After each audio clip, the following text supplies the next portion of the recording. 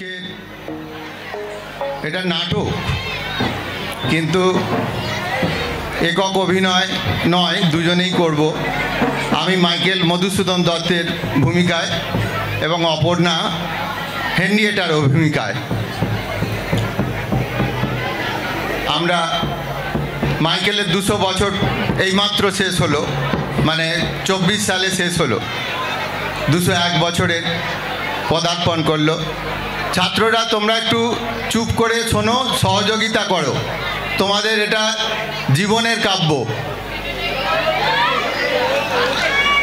ছাত্রদেরকে বলা হচ্ছে তোমরা অনুষ্ঠান শান্তভাবে উপভোগ করো।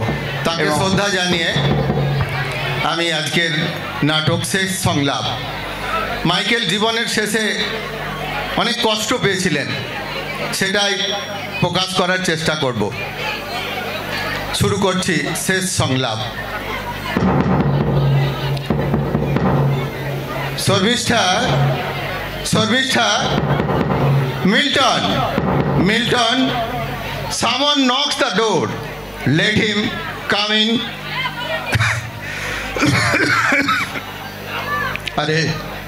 আরে গৌর তুমি ওখানে বসো না। না ওখানে না, প্লিজ গৌর, চেয়ারটা টেনে নাও। হ্যাঁ, আর একটু ঠিক আছে। পশ্চিমের জানলাটা খুলে দাও। If you do not mind please.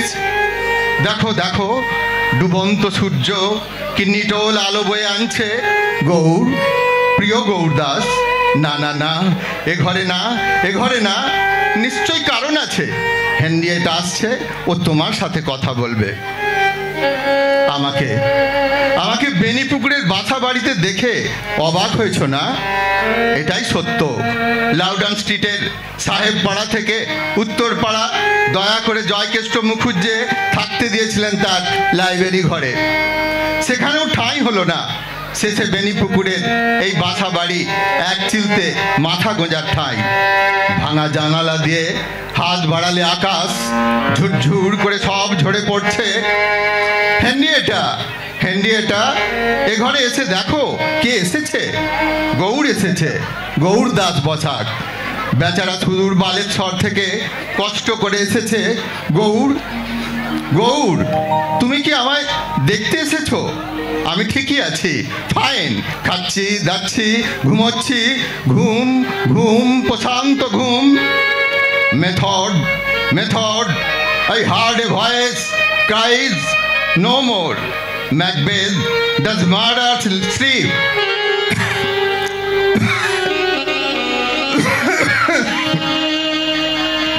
ম্যাকবেথের পতন আর উত্থান, দুয়ের পেছনে আছে উচ্চাশা মানে মৃত্যু। আমি শেক্সপিয়ারকে পেলে জিজ্ঞাসা করতাম, চ্যালেঞ্জ করতাম, আচ্ছা মানুষের উচ্চ আশা থাকবে না? শুধু ডাল ভাত, ঘর সংসার এবং মৃত্যু। Damn, I hate existing. এই ধুকে বেঁচে থাকা আমি চাই না।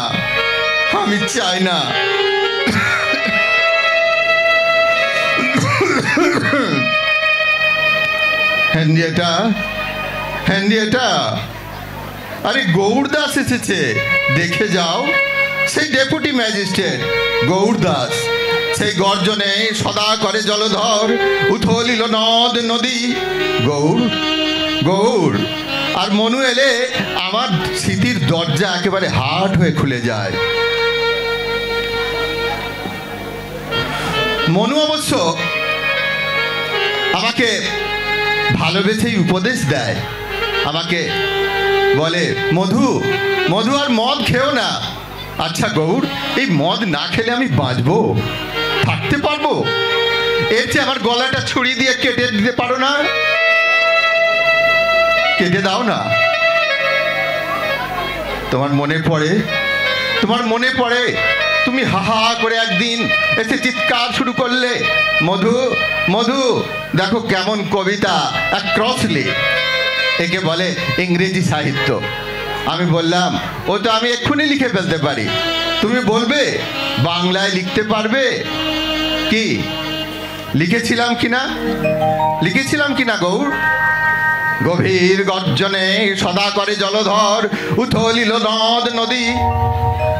রাজনারায়ণ সর্বদাই বক্ত, ভিখারিকে পয়সা দিচ্ছ মধু, একটু একটু গুনে দাও। আমি মুঠো ভরে ভিখারিকে পয়সা দিয়ে দিতাম। আমি রাজনারায়ণ দত্তের ছেলে, আমি কোনো পয়সা কখনো কাউকে গুনে দিই না। গৌর, গৌর, একটু দরজা দিয়ে ওই ঘরটা দেখো, দেখো, দেখছো, দেখো, দেখো, ওই পাশে মেঝেতে একটা ভাঙা থালা, কয়েক মুঠো উচ্ছিষ্ট ভাত, শুধু নুন আর ভাত। আমার ছেলেরা খেয়েছে শুধু উদর পূর্তি। ওরা নুন আর ভাত কিভাবে হাহা করে খায় তুমি না দেখলে বিশ্বাস করতে পারবে না। তুমি জানো গৌর, তুমি জানো আমি আর হেনরিয়েটা দুদিন ভাত পাইনি। Can you imagine? আমরা দুটো দিন উপোস করে আছি। একটু একটু ভাত, হ্যাঁ হ্যাঁ, বাংলার অগ্রগণ্য কবি মাইকেল মধুসূদন দত্ত বন্ধুর কাছে অন্ন ভিক্ষা করছে। কিন্তু আমি দুঃখের কথা বলছি বলে আমায় ঘৃণা করো না বন্ধু। বসো বসো, আমি তোমাকে দান্তে শোনাবো, ডিভাইন কমেডিয়া শোনাবো, মিল্টন, প্যারাডাইস লস্ট, শয়তানের পক্ষে দাঁড়িয়ে রাবণের মতো গলা ছেড়ে বলবো। হেনরিয়েটা, অ্যালবার্ট অত কাঁদছো কেন? ওকে চুপ করতে বলো। গৌর, গৌর, ও কেন কাঁদছে জানো? ওর শেষ সম্বল জামাটাও আজ ছিঁড়ে গেছে। এর মধ্যে এর চারবার সেলাই করেছে হেনরিয়েটা। আর কত চলে? আমি এখন সেন্ট হেলেনা নির্বাচিত নেপোলিয় প্রতিদিন বিক্রি করছি। জানলার পর্দা, কোট প্যান্ট, আসবাব, বই। গৌর, গৌর, আমার শরীরটা যদি কেটে নিলামে ডেকে নিতে আমি এক্ষুনি রাজি হয়ে যেতাম। কেউ নেবে না, না কেউ নেবে না। এটা একটা জীর্ণ নৌকা, একটা নিভন্ত প্রদীপ। Out, out, brief candle life is but a working shadow. Madhu, take the medicine please. হ্যাঁ হ্যাঁ, কি হয়েছে হেনরি? ও ও, ওষুধ? আসছি আসছি আসছি হেনরিয়েটা। আমি জানি, আমি জানি ওই ওষুধে আমার কিছু হবে না। তবু ওর বিশ্বাসকে আমি নষ্ট করতে চাই না। তোমায় চুপি চুপি একটা কথা জানাই, আমি অসুস্থ ঠিকই, কিন্তু হেনরিয়েটা আমার চেয়েও অসুস্থ। আমার স্ত্রীর বিশ্বাস ও হয়তো আমার আগেই পৃথিবী ছেড়ে চলে যাবে। তবু তবু আমি ওই বিশ্বাসকে সম্মান দিই। ওর বিশ্বাস আবার আমি সুস্থ হয়ে উঠবো, শ্যামলা পড়ে কোর্টে যাব, হাকিমের সামনে দাঁড়িয়ে বলবো, মেলর্ড, আবার আমাদের বাড়ি হবে। মিল্টন, অ্যালবার্ট নতুন পোশাক পরে স্কুলে যাবে। আমার বন্ধুরা আসবে বাসায়, গৌরদাস বসাক, মনমোহন ঘোষ, রাজনারায়ণ বসু, ভূদেব মুখার্জি, আরো আরো আরো কত বন্ধুজন। আমি আবার কলম ধরবো, আমি আবার লিখবো, উড়ো উড়ো দেবী বিশ্বরমে, গাহিব মা বীর রসে ভাসি মহাগীত। না না না, এ ঘরে এসো না, এ ঘরে এসো না গৌর, এ ঘরে এসো না। আর্থের দিকে দেখতে পাচ্ছ রক্ত, রক্ত।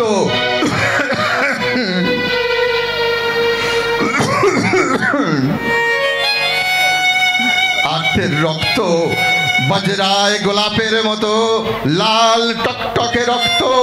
স্বপ্ন, স্বপ্ন শেষ, এবারে যবনিকা পতন। করি স্নান সিন্ধু নীরে, রক্ষ দলেবে, সব শেষ, ঘরে ফেরার হবে না। এরপর সেই অন্ধকার বাসায় টুপ করে নেমে আসবে রাত্রি।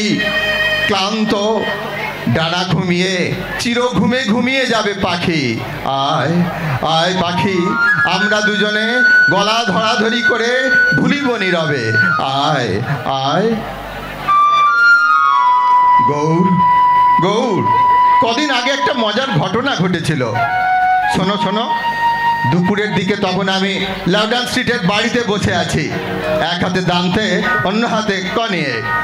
এমন সময় এক টিপিক্যাল বৈষ্ণব এসে আমার দেখে বিস্ময়ে হতবাক হয়ে যায়।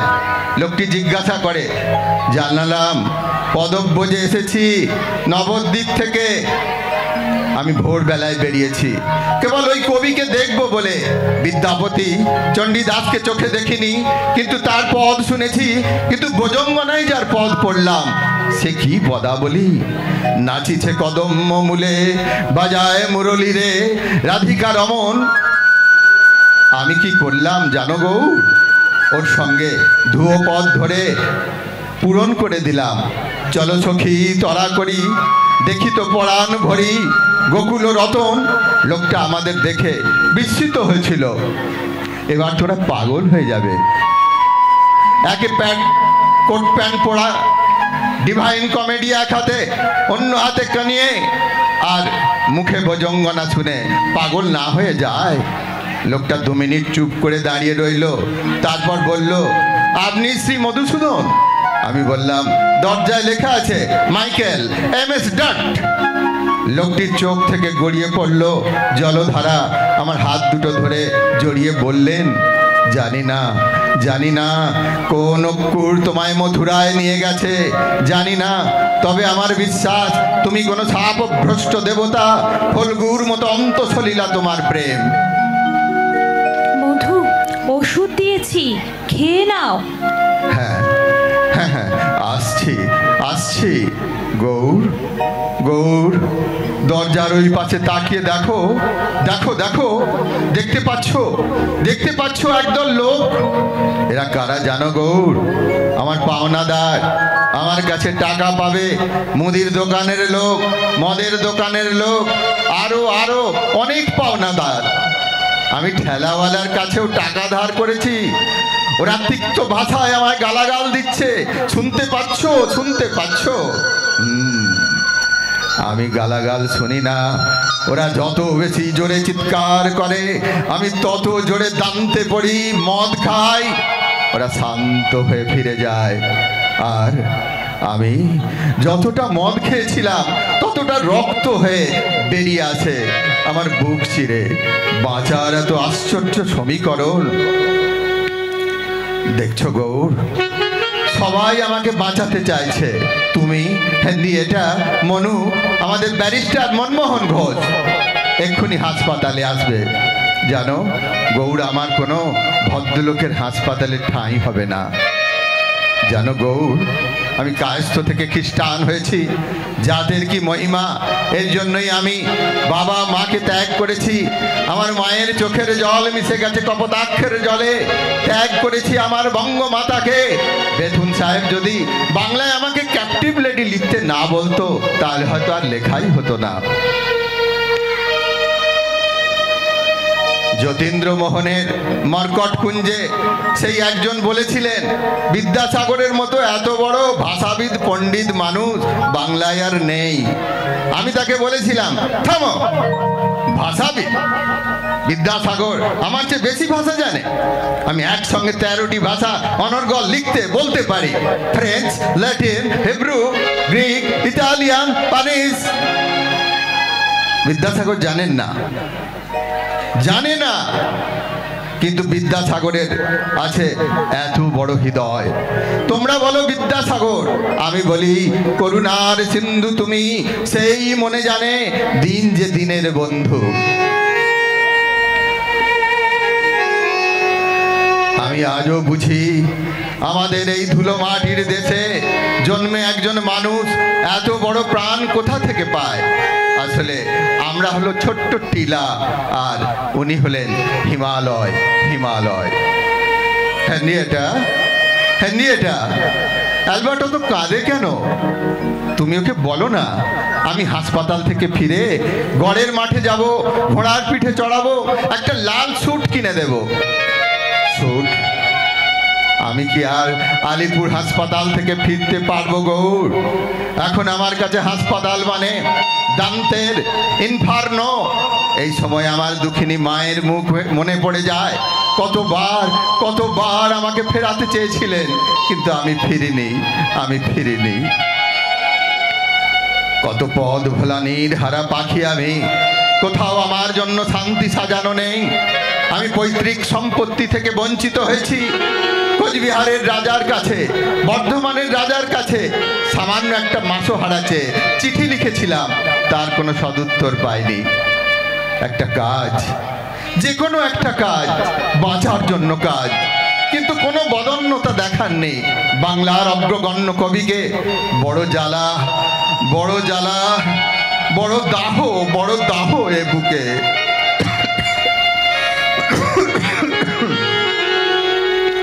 বুকটা ফেটে যাচ্ছে, বুকটা ফেটে যাচ্ছে। আমার জীবনের নৌকোখানি আজ নোঙর করবে আলিপুর দাতব্য হাসপাতালের ময়লা চিরকুটে একটা চিলতে বিবর্ণ শয্যায়। অতঃপর যবনিকা। ওই জানালাটা খুলে দাও গো, পশ্চিমের রোদ আসতে দাও, ডুবন্ত সূর্যটিকে গিয়ে একবার দেখি। জানি না আর কোনোদিন to be or not to be, that is the question. জুনের রোদে কেমন নিথর প্রশান্তি দেখো গৌর। পাখিরা ফিরছে বাসায়, অফিস থেকে বাসায় ফিরছে ক্লান্ত কেরানির দল। বৃদ্ধের হাত ধরে শিশু টলমল করে পায়ে হেঁটে চলেছে। কাল আবার সূর্য উঠবে, পাখি গান গাইবে, কাজের মানুষ কাজে যাবে, পাঠশালায় শিশু মুখস্থ করবে শুভঙ্করের নামটা। শ্রাবণের ঘন মেঘে আকাশ ছেয়ে যাবে, এন্টালির রাস্তায় জলের উপর দিয়ে ছপ ছপ করে হেঁটে যাবে ফিরিঙ্গির যুবক আর বান্ধবীকে সঙ্গে নিয়ে। ঝলমল করে রোদের মুকুট পড়ে আবার নতুন সকাল, নতুন সকাল, নতুন আশা, নতুন চেতনা।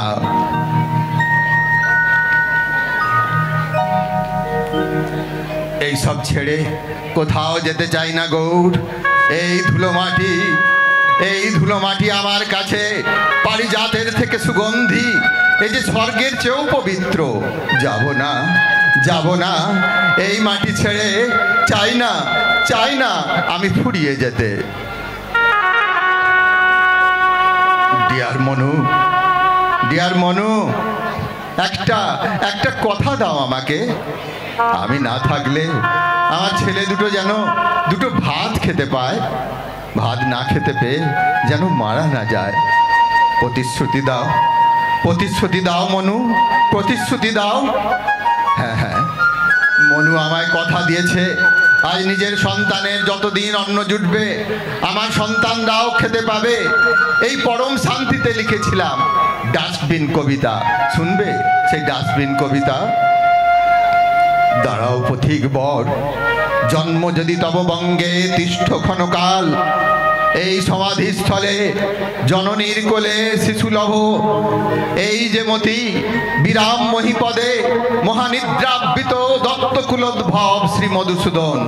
যশোরের সাগর ত্রাণে কপোতাক্ষীর জলে জন্মভূমি, জন্মদাতা দত্ত মহামতি রাজনারায়ণ নামে জননী জাহ্নবী। নমস্কার।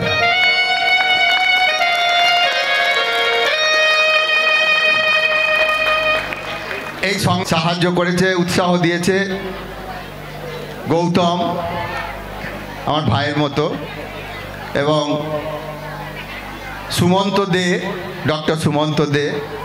তারা আমাকে মনের দিক থেকে উৎসাহিত করেছে। নানা ঝড় ঝাপটা পেরিয়ে আমি এখানে এসে উপস্থিত হয়েছি সেই ভাঙা নৌকার মতোই। তাই সকলকে শ্রদ্ধা জানিয়ে, নমস্কার জানিয়ে আমার এই নাটক শেষ করলাম।